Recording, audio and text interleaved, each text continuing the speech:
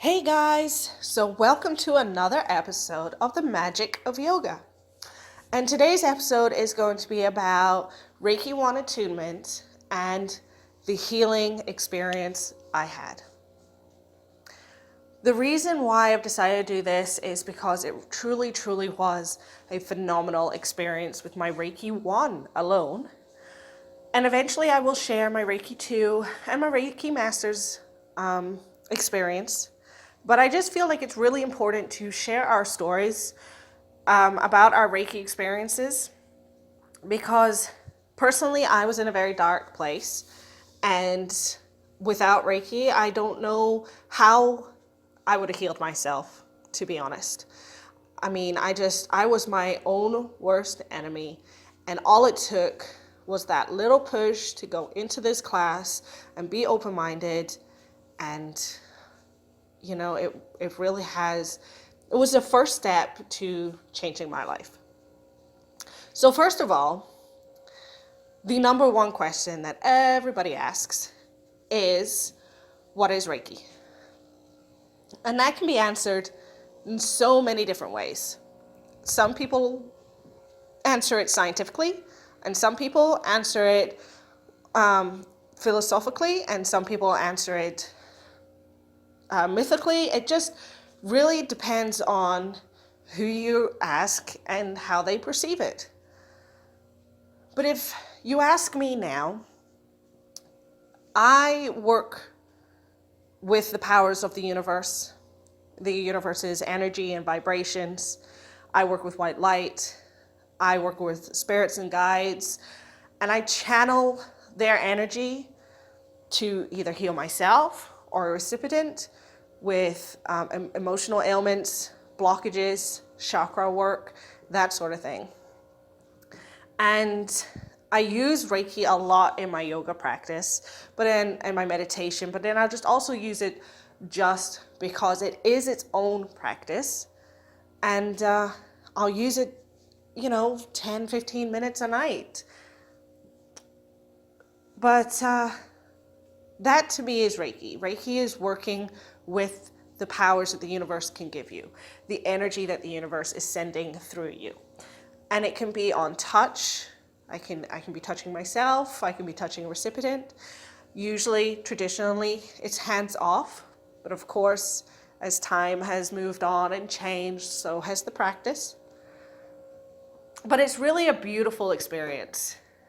And in November 2018, I was leaving for Villa, Texas for the Yoga for Love Inner Goddess Retreat.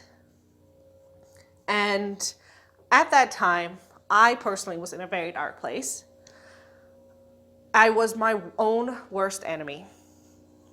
And I don't think that if this course hadn't been offered to me by my teacher at the time, that I would have even taken it or considered taking it. And that's another reason why I think it's important to share this story. And that's why I think it's important for anyone else who has received Reiki and had this positive experience should share too. Because people don't know what is out there that can help them. And even if we do find it, we are again our own worst enemy. And we'll be like, oh yeah, but no. It's, and so we just argue with ourselves and we talk ourselves out of what is best for us. And that needs to change. We need to stop coming to this fork in the road, and we need to stop taking that dark path with the creepy owls and the red eyes watching you. And we need to take the light path, the path to self-healing, to healing others, and love and sharing. Like, that's what we need. And we need to be able to spread that like branches on a tree. Trees are my favorite. So back to the story.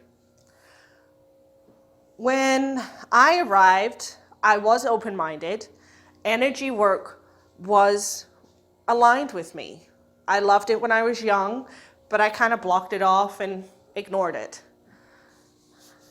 So I arrived and we went through our manual, and Lisa Ware, our teacher, had went through all the different hand positions with us and work that we can do to help self-heal ourselves.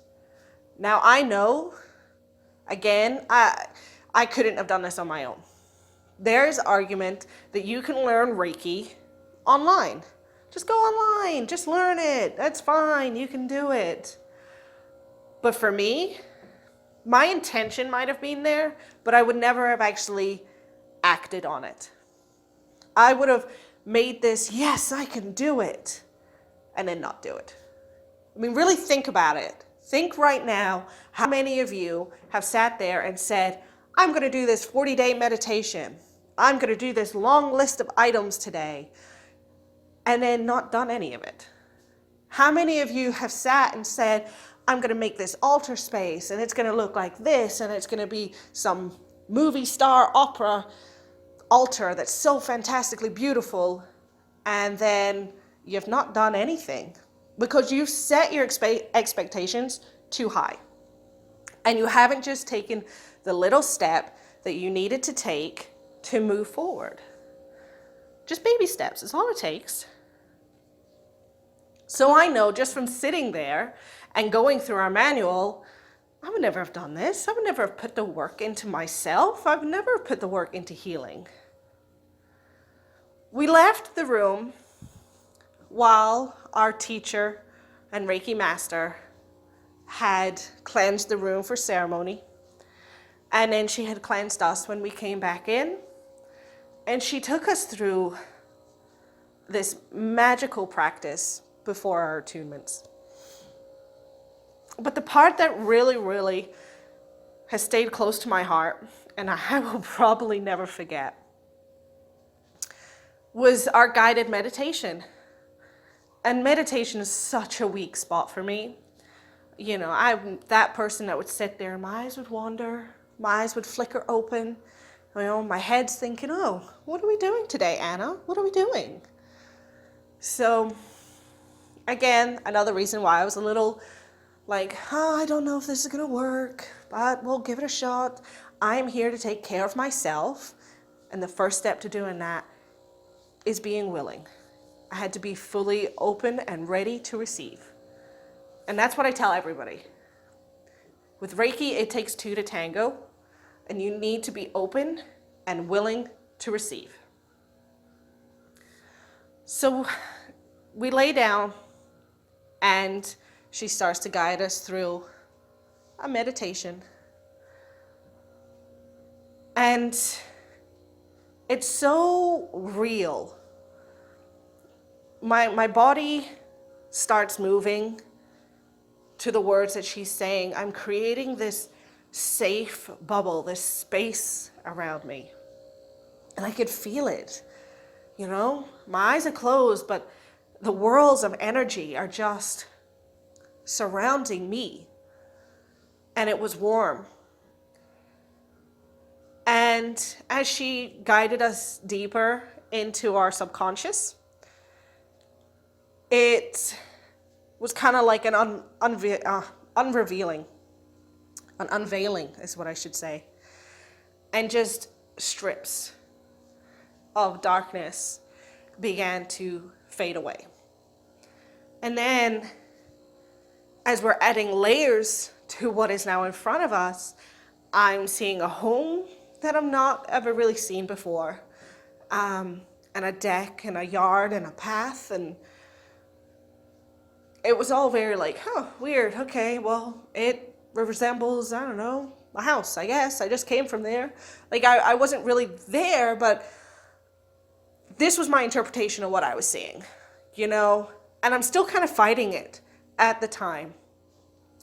And I was trying to make logical sense of what I was seeing while all of this was happening, while she's guiding us through our subconscious. And what broke me down was that there was a figure and a little girl, and I was watching. And I was still on the sidelines, you know. And then as this little girl is walking towards this figure that's at the house, it's almost like I'm sucked I'm no longer on the sidelines watching. It's like I'm sucked into this little girl. And I am now the little girl walking towards this house. And just that experience, I mean, it's like butterflies being ripped across your belly, you know? And like I said, I'm now this little girl walking towards this figure in the house. And lo and behold, I see my grandmother, who passed away, I don't know, maybe 10 years ago. And for those of you who do not know, my grandmother was my world. She was my best friend. So she spoiled me rotten. We used to go to car boots together, flea markets. If you're in the States, might be better understanding of what I'm talking about. All I had to say was I liked something, and she ended up getting it for me, and I always used to feel terrible for that. But, you know, she did the Sunday dinners, and we did Easter, and she took me on holiday. Like, she was, like I said, she was my world. But when she passed away, I think I shut down a little, and I wasn't quite sure how to handle her death. I didn't have a religion. I didn't have a belief. And I think that chipped away a little bit at me. And so like the idea of death and dying had always become a fear and something to fear. And I never ever had comfort that she was okay. So I think as time went on, anything bad that I didn't want to confront just piled onto that area, that death that I had experienced, that I wasn't comfortable with talking about, that I wasn't sure how to process. And so that blockage just became bigger and bigger and bigger until I was at the place that I was when I met my yoga instructor, my Reiki master. So as a little girl, I'm walking towards my grandmother at the house. And I remember feeling the tears run down my face during the meditation as I'm like in this consciousness, as I'm seeing her. But I also remember not being able to do anything. Like I was stuck. I didn't want to, or I couldn't, but I wasn't moving. I was in my mind and I wasn't coming out. And I think a big part of it is that I finally was like, oh my gosh, this is healing. This is energy work. This is so powerful. And no words were exchanged, nothing like that. My grandmother gave me a hug and a smile. And that was it. And just from that, I felt this weight lift off of my heart. Like, I finally understood that she was there and she was watching over us. That I didn't have to be so closed off and upset by it anymore. And that life in general was going to be okay. She had my back. She was there. So our Reiki master began to guide us away, and I didn't want to leave. But all good things come to an end, and she had given me the message she needed to give me. So I began to walk away.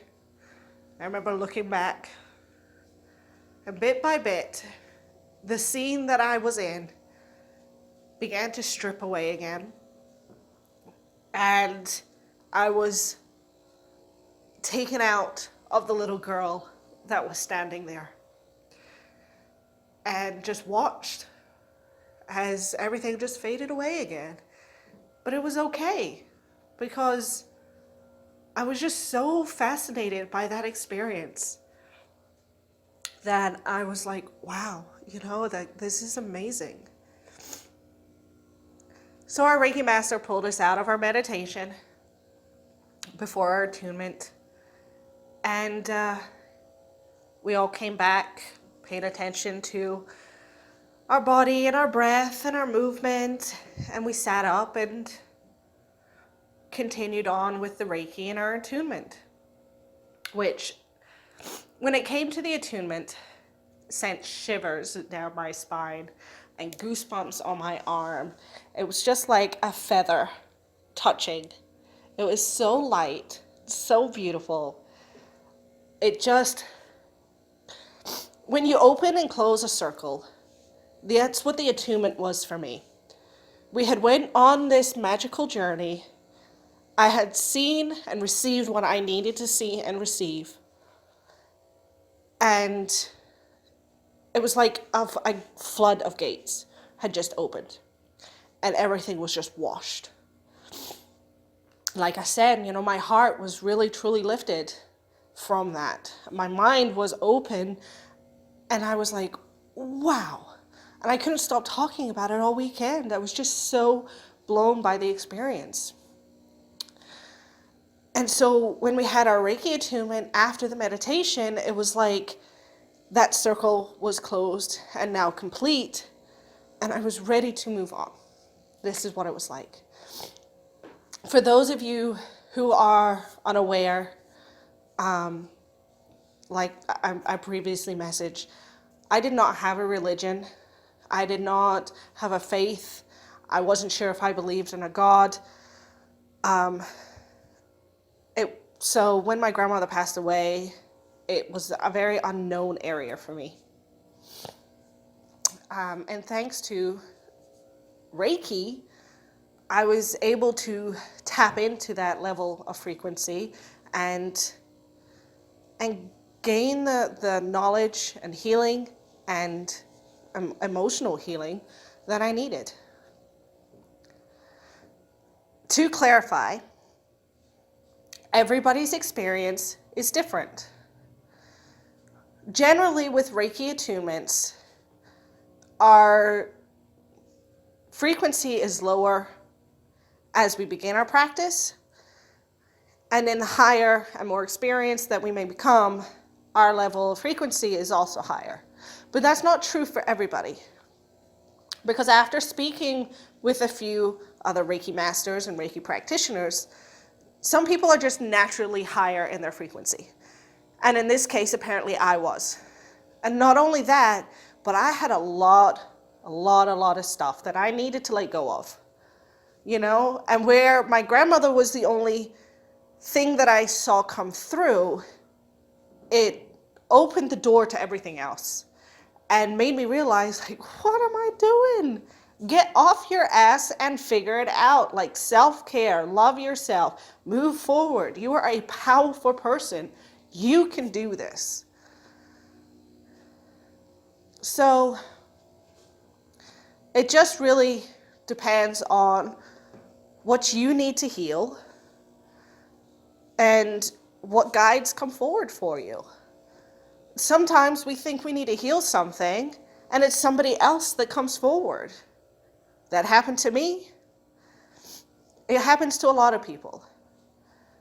A lot of times we think we need to do something, but it's actually something else. And when we realize that, our path becomes just a little bit more clear.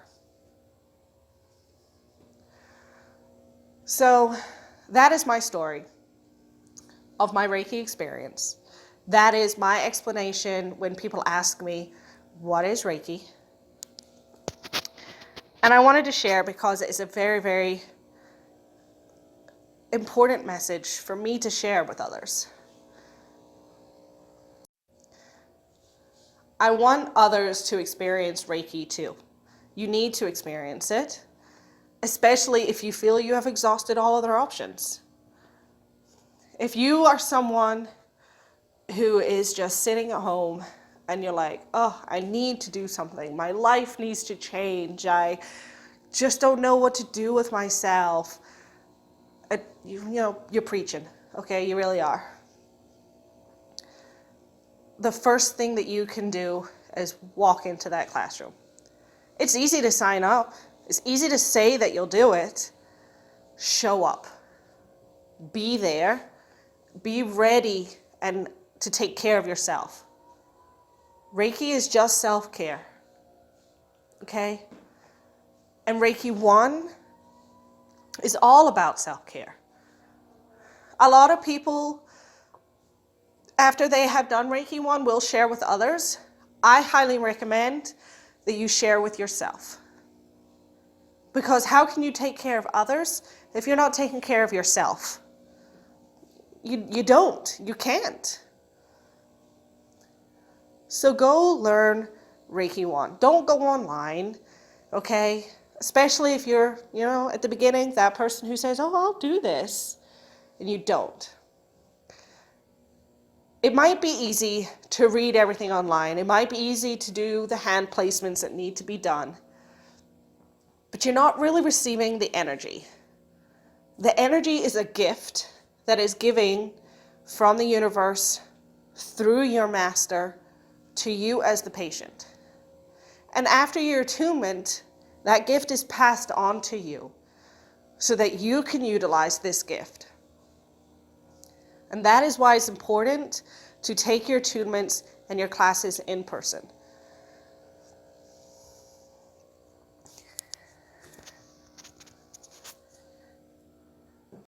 So I ask you to go and continue this line of energy, this lineage of energy. Seek your master out. Talk with them. See if you guys align well with each other. Seek your master out and take the plunge. Step into that Reiki class and be there for you. You're not there for anybody else. You're not there for any goals or ulterior motives. You're there to take care of yourself, to listen to your guides and hear what they have to tell you. You are there to heal, love, and support yourself. All right, guys. So I said I would keep it short. We're 20 minutes in. If you have a Reiki story, I would love to hear it. If you have a Reiki story that you want me to share, let me hear it. I'm happy to dedicate days of podcasts just for you guys. I love you guys. Don't forget to follow me on YouTube at Earth Goddess Anna, Instagram, Earth Goddess Anna. Thank my yogi friends for that nickname. Like I said, I love trees, okay? I love the earth. But follow me. Connect with me. I love you guys. Namaste.